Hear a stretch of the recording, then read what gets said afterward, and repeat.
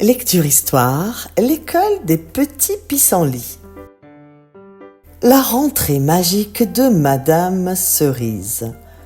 Il était une fois dans l'école des petits pissenlits une maîtresse pas comme les autres. Madame Cerise. Elle avait des cheveux rouges comme une pomme d'amour, portait toujours des robes à pois et des lunettes en forme de cœur. Elle sentait la vanille et riait comme une cloche de vélo. Les enfants l'adoraient parce qu'elle faisait des maths avec des bonbons, des dictées en chantant et des câlins aux plantes de la classe. Mais ce jour-là, c'était la rentrée et Madame Cerise avait préparé une surprise, une énorme surprise. Mais avant cela, je vous présente les enfants de la classe. Léonie, une petite fille aux tresses arc-en-ciel, toujours avec un carnet de blagues dans la poche. Elle est curieuse et bavarde. Théo, grand comme une girafe, mais timide comme une souris. Il adore les dinosaures et les chaussettes dépareillées. Fatou, une mini tornade d'énergie, championne de cordes à sauter et de grimaces.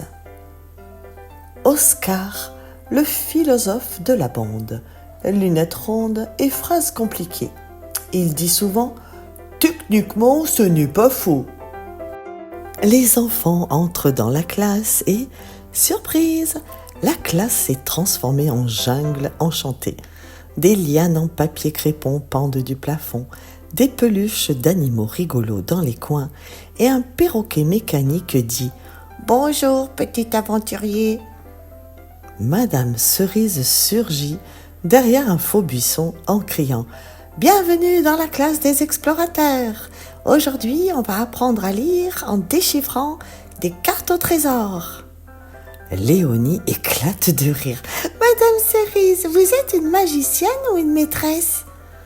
Madame Cerise cligne de l'œil. « Les deux, ma chère, et parfois aussi dompteuse de monstres de devoirs. » Théo, les yeux écarquillés, chuchote. « Est-ce qu'il y a des vrais serpents ?»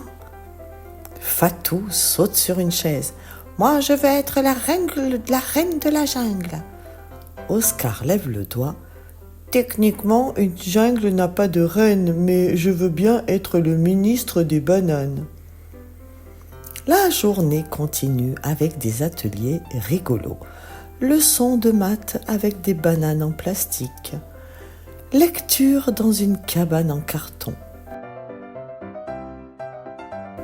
Pause goûter avec des biscuits en forme de tigre. À la fin de la journée, Madame Cerise distribue des petits carnets magiques à chacun avec écrit dessus « Ce carnet est pour noter tes rêves, tes idées folles et tes plus belles bêtises. » Les enfants crient en chœur « C'est la meilleure rentrée du monde !» Et Léonie ajoute « Si toutes les jungles sont comme ça, je déménage ici. » Morale de l'histoire. Une maîtresse qui aime ses élèves transforme chaque jour en aventure. Et parfois un peu de folie. C'est la meilleure façon d'apprendre. Chez Léonie. Léonie entre en trombe dans la cuisine, sa tresse arc-en-ciel virevoltant derrière elle. « Maman, devine quoi? Ma maîtresse est une magicienne. Elle nous a appris à lire avec des cartes au trésor. Et j'ai un carnet pour noter mes idées folles. » Sa maman rit en lui tendant un verre de jus d'orange. « Alors, tu vas me noter la recette du gâteau invisible ?» Théo pose son cartable avec précaution, comme s'il contenait des œufs de dinosaure. Et en chuchotant, il dit à son papa « Il y avait un perroquet qui parlait et des serpents en papier, mais j'ai vérifié, aucun vrai serpent. » Papa répondit « Ouf, et les devoirs ?» Théo répondit « Madame Cerise les appelle des monstres, mais elle sait les dompter. » Fatou saute sur le canapé comme sur sa chaise de jungle. J'ai été la reine de la jungle et j'ai mangé des biscuits en forme de tigre. Sa grande sœur répondit. Tu veux dire que t'as régné et grignoté? Fatou répondit. Exactement, et demain je conquiers la salle de sport. Oscar s'installe à son bureau, ouvre son carnet magique et écrit. Hypothèse, une maîtresse qui distribue des carnets enchantés est probablement une fée déguisée. Sa maman répondit. Tu as aimé ta rentrée? Oscar dit. Techniquement, c'était une aventure pédagogique. Dans un coin douillet de la bibliothèque de l'école des petits pissenlits vit un chat pas comme les autres. Il s'appelle Mistral et il connaît tous les livres par cœur. Son pelage est gris comme les nuages d'automne, ses yeux dorés comme les pages anciennes et son ronronnement ressemble à une berceuse. Chaque jour, pendant que les enfants lisent, Mistral se faufile entre les coussins, saute sur les étagères et parfois s'endort sur les contes de fées. Mais attention, si un enfant choisit le bon livre, celui qui attend d'être ouvert depuis longtemps, Mistral ouvre un œil puis l'autre et s'approche doucement. Alors, il miaule 3 fois et l'histoire prend vie. On dit que Mistral est né dans un vieux grimoire, qu'il connaît les secrets des dragons, des étoiles et des rêves oubliés.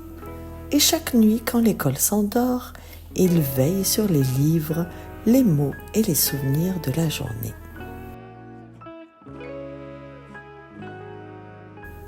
Alors que le soleil glisse lentement derrière les collines, l'école des petits pissenlits s'embrase une dernière fois de lumière dorée.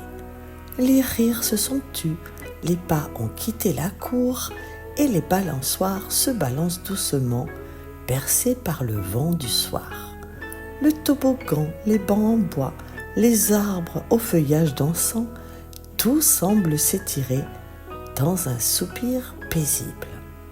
Les fresques colorées sur les murs prennent une teinte plus tendre, comme si les fleurs et les animaux peints fermaient les yeux eux aussi. L'école vide mais jamais triste s'endort doucement, enveloppée dans le velours de la nuit. Demain matin, elle s'éveillera avec le chant des oiseaux et les pas pressés des enfants. Elle sera prête, comme toujours, à accueillir les rires, les jeux, les découvertes et toutes les nouvelles aventures qui n'attendent qu'à être vécues.